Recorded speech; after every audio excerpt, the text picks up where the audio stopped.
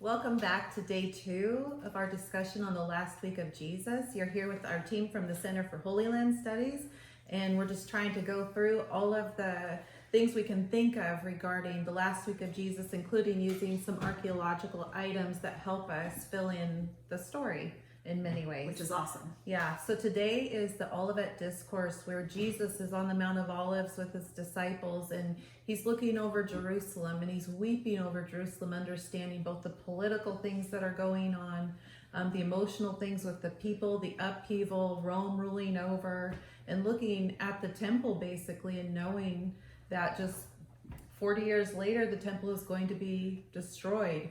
And so Jesus is leading into that, saying, what are the things that would make for peace? If only you knew what those things were, things would be far different than what they are right now.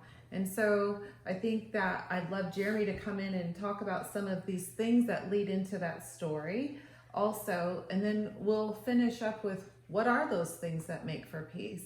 But let's talk about how these impact that story on that day. Well, I have a few pieces kind of that just implement talking about the Great Revolt that takes place in the late 60s and early 70s of the first century, when the land of Israel goes into open revolt against Rome. Now, this is building for a significant amount of time, and it's a very real reality during Jesus's day. You have people who have this very anti-Roman sentiment who want the Romans out of their land. It's a growing thing that the Jewish historian Josephus later on tells us about and calling it the fourth philosophy. And so you find, as soon as this war breaks out, you find coinage that is minted celebrating the fact that they are in open revolt against Rome and essentially calling for Rome's removal from the land. But there's a reality that Jesus, as well as many others, I think Luke himself sees this as well when he's writing it in a few years later after the story of the gospel takes place, where they understand the reality that Israel doesn't stand a chance at this point against Rome. Yeah. They've never faced an enemy like Rome before. They're not a warring country. They haven't had a real war since the time of the Greeks, which was about 165 years before Jesus was even born. And so you have this reality that they are not prepared for war. And you see this. You see it archaeologically. One of the things that I have here is a sling stone. Now, this is very similar to kind of what we think about when we think of 1 Samuel 17 with David and Goliath. This is a smaller one compared to other ones that I have. But nonetheless, this is a lot of times that you see the people of Israel using in this war. I've personally dug at a site, that we've been pulling these up. It's a first century battle that Josephus doesn't tell us about, but we think that we have seen remains of a battle against the Roman forces there, and we're pulling up sling stones there. But then you find, when looking at what the Romans are fighting them with, is you find these lead bullets, as they're called. This is so that's lead. This is pure lead right here, probably belonging to a sailor. Goodness. It has Poseidon's trident in it. That's heavy. That is heavy. It is. Wow. Literally a bullet. And so they would put these, both of them, both people groups, the Romans using these, and the people of Israel using these, would put these in their slings, and they would sling them at each other. Wow. And these would obviously, they were accurate with both of them. They could get these up to incredible speeds, over 100 miles an hour. But these really did. It's like being hit with a 44 Magnum with one of these, where getting hit with one of these was a very different feeling. And so I can see this would break something, your head. Yes. However, this could penetrate. That would hit you like a modern bullet. And so you see the technological reality that they're outmatched from the beginning. And even you look at something as simple as this. This is an arrowhead, a Roman arrowhead, found in the land of Israel from probably about the first century, first or second century, because you do have another revolt taking place about 50 years after the first revolt, called the Bar Kokhba revolt. But you see how finely crafted this is made. And you look at the arrowhead, and you can just see how almost mathematically perfect it is. It is not something that is just cheaply made. It was something that was made by a fine-tuned craftsman. Because why? Rome has been doing war for generations now. They understand how to make their weaponry, to the point that you pick up a Roman soldier's dagger, such as this one, and 2,000 years later, I run my finger across it, and it's still sharp. It still has the nails that held it together. It's phenomenally well made. And you look at a spearhead such as this, it's a solid piece that still looks as if you stick a hole in it, it will still work even to this day, 2,000 years later. And so you see that coming into this, that Israel is outmatched completely. And it shows, because every single battle just about that they fight against the Romans, it's a struggle.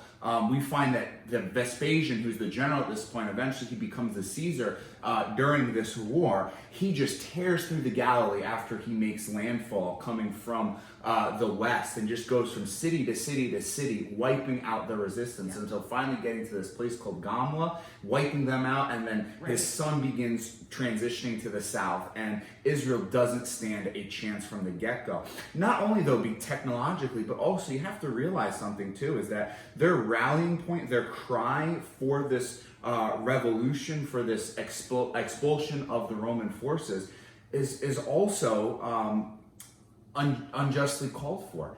Yes, you do have paganism, but there's this idea that Jesus puts out there to love your enemy as you love yourself, and that's the answer to all of this. And I think that's part of Luke's push in when he's writing, and maybe who his audience is, who Theophilus might possibly be, because of this idea that he says, hey, you have the Prince of Peace right in front of you. You have the answer to solve this problem with Rome. If you respond to them in love, and you respond to them the way that Christ commanded you to, God will take care of this. God will fix this, because ultimately He's in control. He's the reason why Rome is here. He allowed it. Did our sin maybe have something to do with this over time? Well, sure, we had our own kingdom at one point, and our sin drove us out through Babylon. But always remember that God is the one that's in control. And that, I think, speaks volumes, and could have spoken incredible volumes if they were willing to listen to those who were in such strong opposition to Rome that it resulted in open rebellion against them. So what you're saying is loving or caring for the person next to you is one of those things that makes for peace. Absolutely. And I love you. And I love you. Precious angel baby. What are you trying to say? I'm an enemy? I thought the same thing. So, anyways, kind of reminds me of a Good Samaritan story where he asks, who is my neighbor? And basically, everybody's your neighbor. Even your enemy. Even your enemy is your neighbor. Yeah. If you knew the things that would make for peace, what are those things then?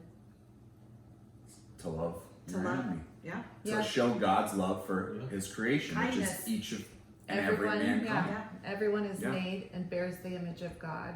Therefore, we are to love everyone who bears the image of God, and no one is outside of that. And how hard is that though sometimes? Yeah. Yeah. But there wasn't really a choice given. Right. It doesn't mean Right. you have to be best friends. Right. Sure. You don't necessarily have to like the person, you just have to love the person. Are you getting beat up today, Amy? It's okay. Yeah. I know the Lord loves me. Yes. Yeah. Well, thanks for joining us for these first 2 days. Join us again tomorrow as we're going to look forward to Jesus being anointed. Yes. So thanks for joining in, and we look forward to seeing you tomorrow. See you tomorrow.